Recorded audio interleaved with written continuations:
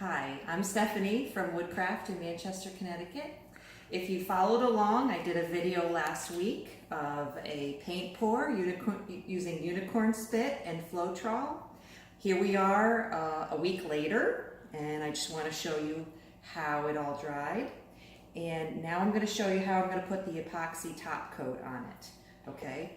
But first thing I'm going to do is show you, most importantly, what you want is you're going to use tape to tape off the edges on the underside. I use Tyvek tape, and you're going to cut it so that it fits. This is to prevent your epoxy from drying on the underside, and then you're going to have a hard time taking that epoxy off. So the tape will allow you to peel it off with the epoxy so that you can remove anything. If there's some that does get on your project, you can scrape it off with a chisel or you can sand it off. But the tape really prevents it from being a big mess, okay? So the items that you're gonna need, I have a spreader here that you can use to spread your epoxy. You're gonna have a foam brush. This is a Scotch-Brite pad that I use afterwards to remove any of the residual hard paint that might be on the surface.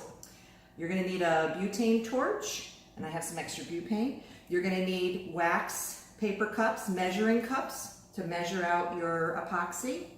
You're going to need stir sticks.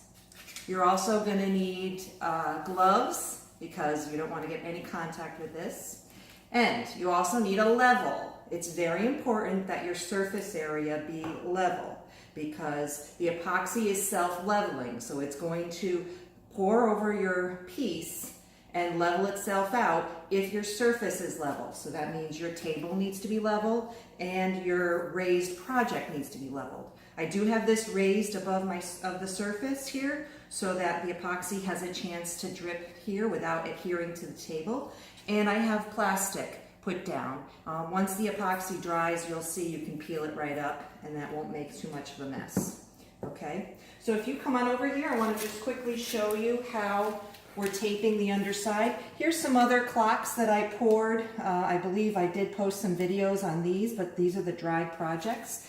I've taken the Tyvek tape, cut it into strips, applied it to the underside of the board, and then I flip it over, and I'm going to use my knife, and I'm going to just go along the edge here to remove the tape so that I have a nice clean edge for doing my pour, okay?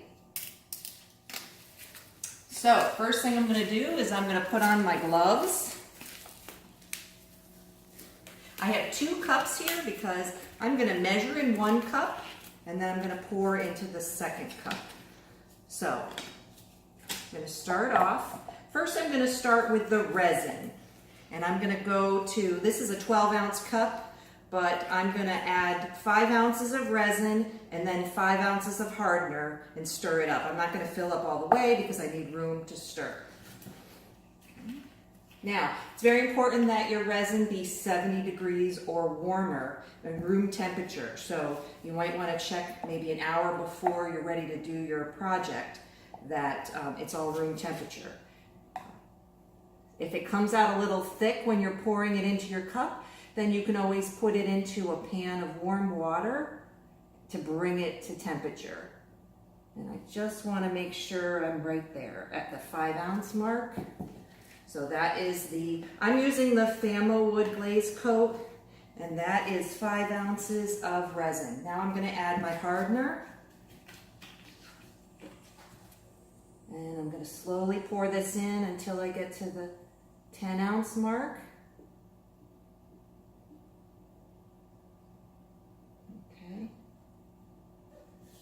All right, now at this point, you need to stir this for about 5 minutes.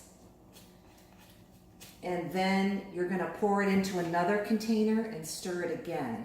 Okay, so now I've been mixing this for about 5 minutes, and I just wanna show you, when you're mixing, you wanna use your stir stick and you wanna scrape down the sides as you're mixing. You wanna have a flat edge stir stick, and you want to try to continue to scrape down the sides.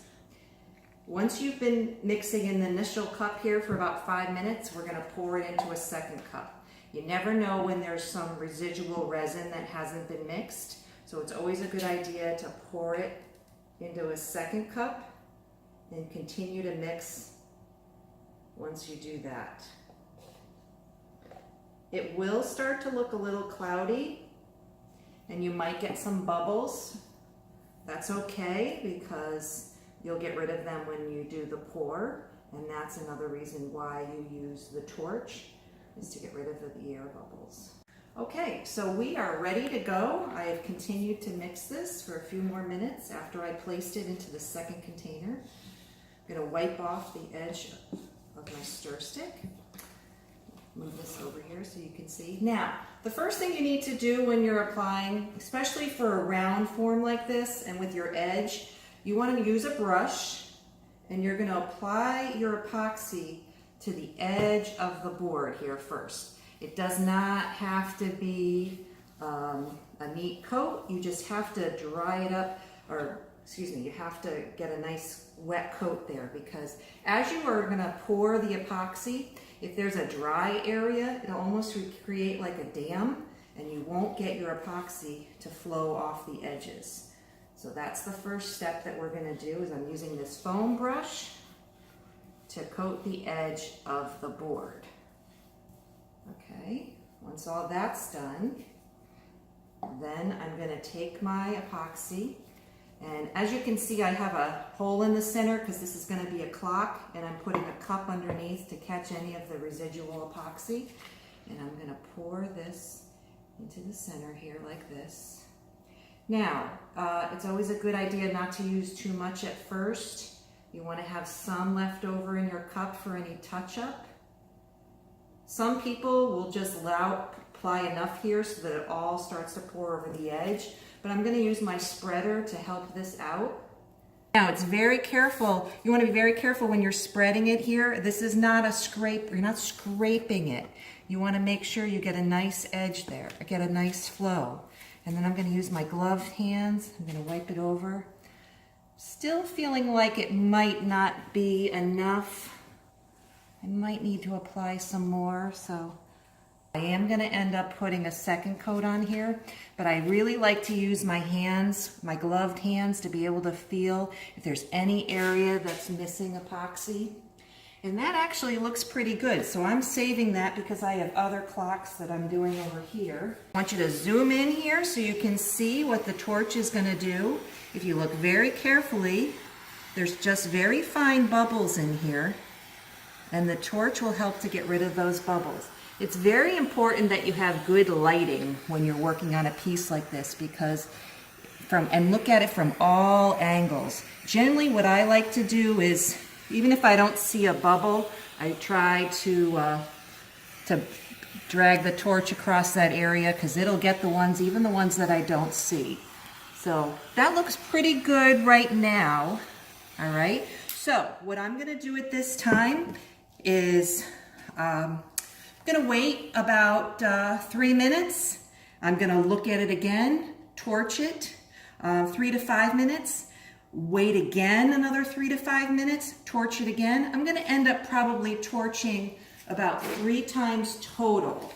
Now, this is not a project that you're going to walk away from, because within the next half hour to 45 minutes, it's going to fully cure, and that's where you're going to notice some of your mistakes. So, as I said, I'm probably going to end up doing a second coat, but I do want this first coat to be as smooth as possible. So, I'm going to wait about 5 minutes, come back again with my torch, and then wait another 5 minutes and come back with my torch. So, hopefully I'll be able to post some pictures and some videos of the finished product, but this is my clock and it's almost done, and I will hope you check in next time.